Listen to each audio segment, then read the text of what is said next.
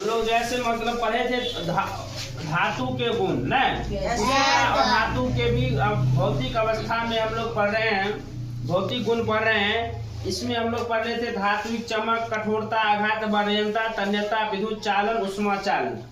अभी हम लोग पढ़ेंगे धात्विक ध्वनि, गलनांक एवं क्वथनांक, घनत्व, तनन सामर्थ्य, अवस्था एवं रंग।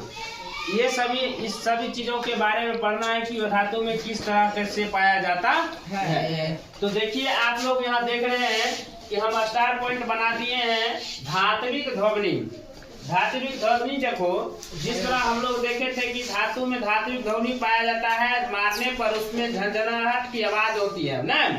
लेकिन यहाँ पर अधातु में क्या होता है, अधातु धात्विक ध्वनि उत्पन्न नहीं करता है। अधातु क्या करता है, धात्विक ध्वनि उत्पन्न नहीं करता है। यानी इस पर हम किसी प्रकार का चोट पहुंचाते हैं या उस पर मारते हैं ना, इस पर क्या होगा, किसी प्रकार का ध्वनि उत्पन्न नहीं होगा। जैसे मान लीजिए इसी को हम मारे तो इस पर कोई आवाज हमको नहीं हुआ। लेकिन अगर लोहा का न, एल्युमिनियम का, तांबा का धातु रहता न, उस पर हम हल्का सा उसको बजाते, जैसे देखते हैं आप लोग मंदिर में घंटी बजाते हैं कितना आवाज करता है, उसी तरह धातु को बजाने पर किसी प्रकार का आवाज उत्पन्न नहीं होता है।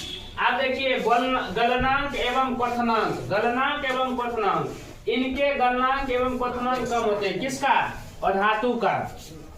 अधातु का गलनांक एवं क्वथनांक कम होता है।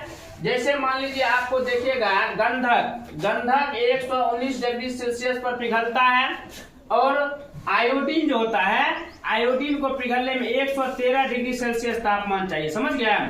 तो इतना जो है इसका गलनांक और क्वथनांक क्या होता है, कम होता है। जैसे आप बाद में देख लीजिए, आप लोग ग्रेफाइट लिखा हुआ, क्या लिखा हुआ है, ग्रेफाइट।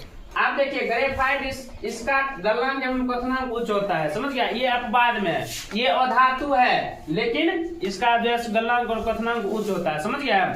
आप देखिए यहाँ ध्यान से, घनत्व क्या है, घनत्व, धातुओं के घनत्व निम्न होते हैं। जैसे ग्रेफाइट बहुत सी धातुओं की अपेक्षा बहुत भारी होती है ना।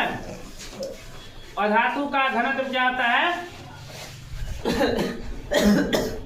ज्यादा होता है। समझ गया? जैसे ग्रेफाइट अपवाद में दिया हुआ है उदाहरण में, जैसे बहुत सी धातु से ज्यादा जो है भारी कौन होता है, ग्रेफाइट ना, अपेक्षा बहुत भारी होता है। आप देखो ध्यान से, तनन सामर्थ्य, उसमें भी हम लोग तनन सामर्थ्य पढ़े थे, यहाँ पर भी तनन सामर्थ्य पढ़ते हैं। कहता है अधातु का तनन सामर्थ्य बहुत कम होता है। क्या होता है?